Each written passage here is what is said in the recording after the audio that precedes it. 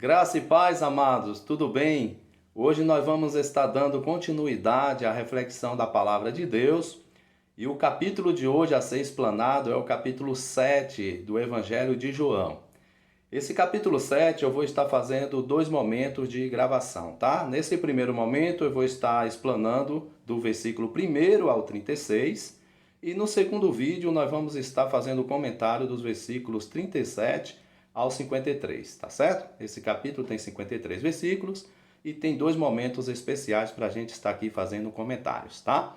Então, do versículo 1 ao 36, nós percebemos que João vai escrever ou descrever a passagem em que Jesus ele sofre perseguições, rejeições e também algumas intolerâncias religiosas por parte dos fariseus.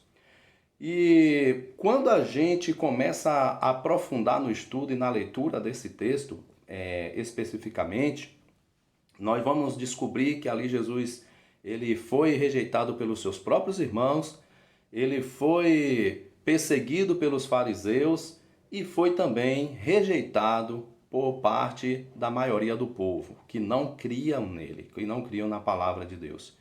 Então, o propósito desses versículos, no capítulo 7, é mostrar que quando Jesus estava pregando a palavra de Deus, Jesus falava do amor de Deus, ele ensinava, denunciava o pecado, falava da salvação, falava sobre a questão e da situação do pecador. Então isto despertava no coração dos incrédulos, das pessoas que não aceitavam, não queriam mudança. Então despertava inveja, despertava o ódio, despertava ali a perseguição, a discórdia, a dissensão e também até a traição. Observe que já no capítulo, ainda no capítulo 6, um capítulo anterior, Jesus já sofre ali algumas perseguições, algumas rejeições por parte dos próprios discípulos. Então Jesus começa a ser rejeitado pelos discípulos que não criam nele, pelo fato de Jesus dizer que ele era o pão da vida. Então aquele discurso de Jesus causou alguns incômodos na vida das pessoas, algumas dissensões no meio do povo. E quando Jesus ele volta para casa, ele começa também a ser perseguido, né? Rejeitado pelos seus próprios irmãos. E isso deixa bem claro, isso traz como lição para as nossas vidas, que quando nós pregamos o Evangelho, nós falamos da justiça, nós pregamos a verdade, nós denunciamos o pecado, pode estar certo de que nós iremos sofrer também essas perseguições, seremos rejeitados por alguns até dentro da própria igreja. Às vezes pessoas que servem a Deus não vão acreditar, não vão querer mudar as suas vidas para abraçar o propósito da pregação do Evangelho. E é por isso que muitas vezes as pessoas se frustram, as pessoas se entristecem, as pessoas se desanimam, porque eles acham que pelo fato de estar pregando o Evangelho da palavra, a palavra de Deus, o Evangelho de Cristo, o teor da palavra que é santidade, verdade e amor, as pessoas acham que vão ser aceitas, mas nem sempre. Então esse capítulo deixa bem claro que muitas das vezes a maioria das pessoas elas não vão aceitar.